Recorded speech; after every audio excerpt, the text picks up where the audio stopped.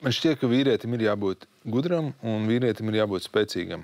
Un tas viss ir ļoti labas lietas, bet viena no gudrības pazīmēm ir saprast, kurā brīdī kaut kas īsti neiet tā kā vajadzētu. Un viena no gudrības pazīmēm ir saprast, kurā brīdī man ir jāapstājās un kur man vajag varbūt paprasīt kādam citam padomu vai kur man vajag kaut pieslēgt papildus lietas.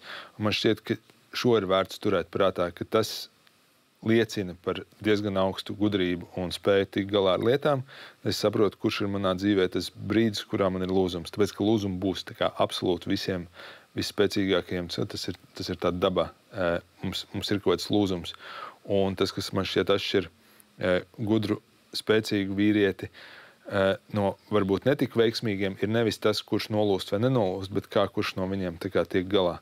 Un novēlams būtu atrast labus, spēcīgus veidus, bet nevis baidīties no nolūšanas, bet tieši atrast savu vīrišķīgo veidu, kā no tiem lūzumiem iziet.